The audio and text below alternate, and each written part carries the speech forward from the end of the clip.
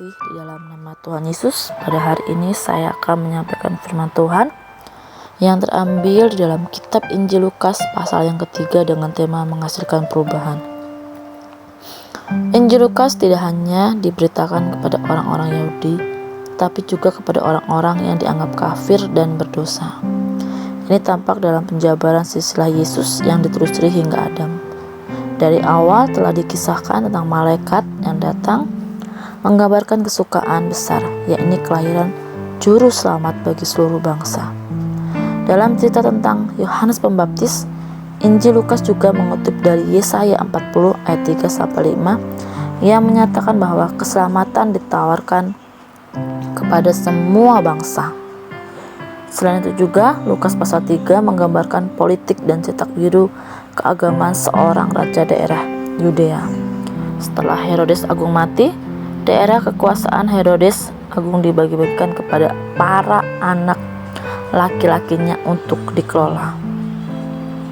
Di antaranya Archelaus yang karena kejam tidak berperasaan sehingga dipecat dari jabatannya oleh Kaisar Romawi. Lalu Pilatus, wali negeri Romawi, langsung mengurus tanah Yudea dan Samaria.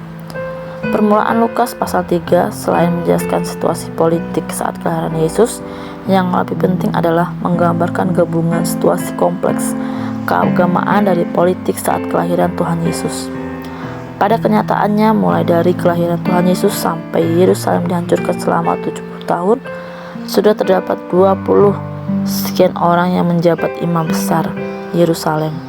Melihat keadaan terjadi, datanglah firman Tuhan kepada Yohanes anak Zakaria. Lukas 3 ayat 2-3.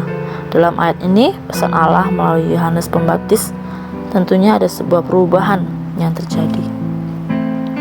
Apa saja hasil dari perubahan tersebut?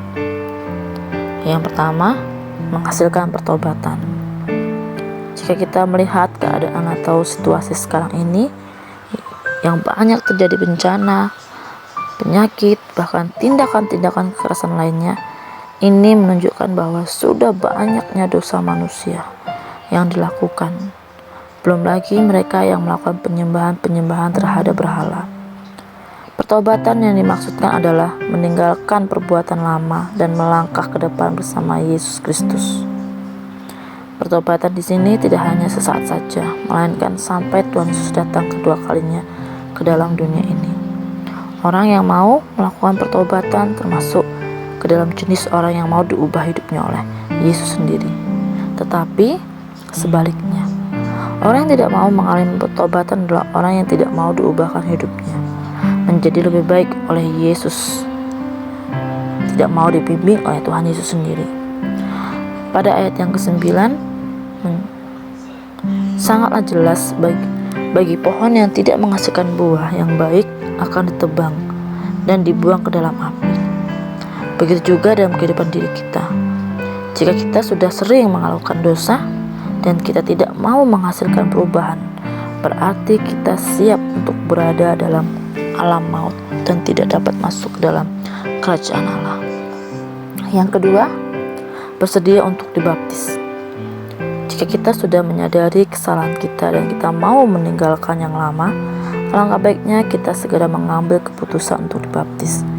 Jika kita bersedia untuk dibaptis, sama halnya kita sudah bersedia mengikut Yesus untuk selamanya dan sudah siap menyambut kedatangan Raja segala Raja. Seperti yang tertulis dalam Lukas ayat 21 dan 22. Ketika Yesus dibaptis dan berdoa, maka terbukalah langit dan turunlah Roh Kudus.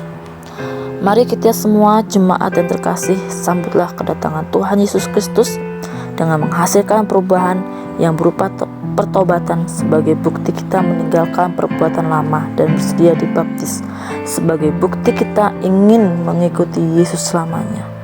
Selamat pagi dan Tuhan Yesus memberkati kita semuanya. Amin.